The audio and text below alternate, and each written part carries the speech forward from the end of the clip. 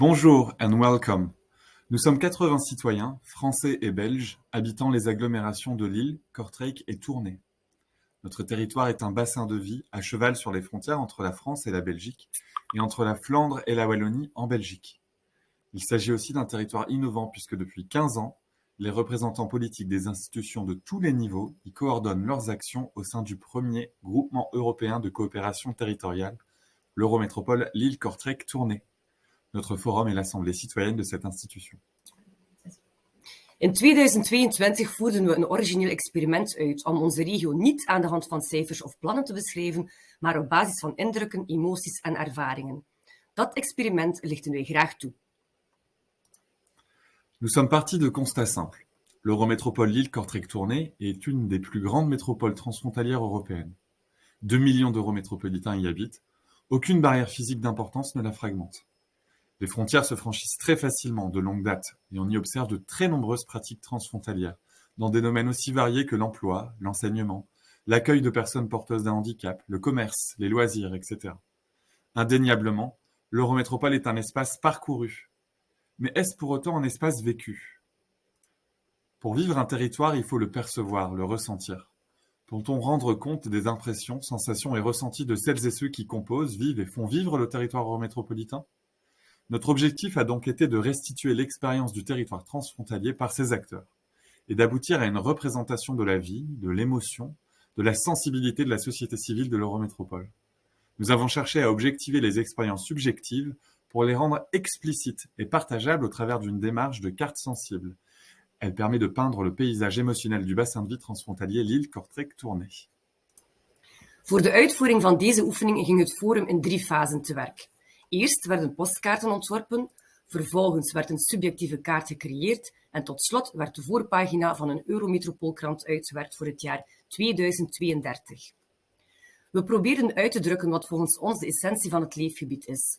Daarvoor hebben we kleine groepjes, samengesteld uit leden van de 3 deelregio's, gevraagd om een postkaart te ontwerpen die de opmerkelijkste kenmerken van de Eurometropool weergeeft. Deze oefening lijkt misschien eerder iets voor kinderen, maar het is belangrijk hierbij niet uit te wijden en te focussen op de essentie. Uit deze 5 momentopnames van de regio kwamen 3 thema's naar voren. Ten eerste de aanwezigheid van water in al zijn vormen, recreatief, landschappelijk en ecologisch. Ten tweede de gastvrijheid van de inwoners van de Eurometropool, hun liefde voor feesten. En tot slot de rijkdom van het bouwkundige erfgoed, zowel monumenten en historische gebouwen als huizen. Mais cette première démarche ne peut être représentative de toute la richesse de ce territoire. Il faut donc creuser cette question. Pour cela, de nombreux échanges entre les membres du forum autour de thèmes variés, culture, loisirs, alimentation, attentes, frustrations, citoyenneté, ont permis l'expression de points de vue et d'appréciations diverses, puis de les rapprocher. La cartographie subjective a servi à la retranscription de toutes ces données de façon lisible. La première étape a été de rechercher ce qui manquait le plus sur le territoire. 2 composantes majeures sont apparues comme fondatrices. D'une part, le carré bleu, qui est une boucle piétonne et cycliste de 90 km passant par les 3 versants et qui s'appuie sur les rivières et les canaux. Ce carré bleu est perçu comme le symbole d'une eurométropole qui marche. D'autre part, la persistance, malgré de nombreuses avancées, de frontières nationales ou linguistiques qui constituent encore des obstacles aux échanges. Elle caractérise aussi notre bassin de vie. Ces 2 composantes constituent le fond de plan de notre carte. Door alle bovengenoemde indrukken naast elkaar te leggen, konden we 3 overlappende mentale gebieden identificeren. Voor eerst de poreuze zone, het gebied van de dagelijkse of zeer courante praktijken waarbij we gebruik maken van de Eurometropool zonder erbij stil te staan of we ons in Vlaanderen, Frankrijk of Wallonië bevinden. De regio wordt gezien als een zeer open ruimte, wat vaak het gevolg is van de onmiddellijke nabijheid in de zones dicht bij de grens.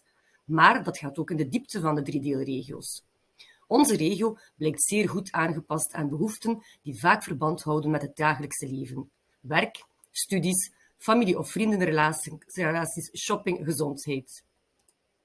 Le deuxième territoire est celui du partage de pratiques, de la culture, de l'histoire et d'histoire, de valeurs. C'est le territoire des communs. Il concrétise la quantité très significative d'impressions partagées par tous sur ce territoire. Liées au passé ou à la vie actuelle, fondées sur le mode de vie ou la réalité matérielle, ces communs présentent une grande variété. Ce sont des saveurs totems, par exemple. Nous n'insisterons pas sur la bière ou les frites. Les mêmes traditions populaires telles que les géants, les fanfares. Un patrimoine partagé, les beffrois, les châteaux de l'industrie, les chansons de Jacques Brel. Un cadre de vie continu, au travers de paysages, de la présence de l'eau.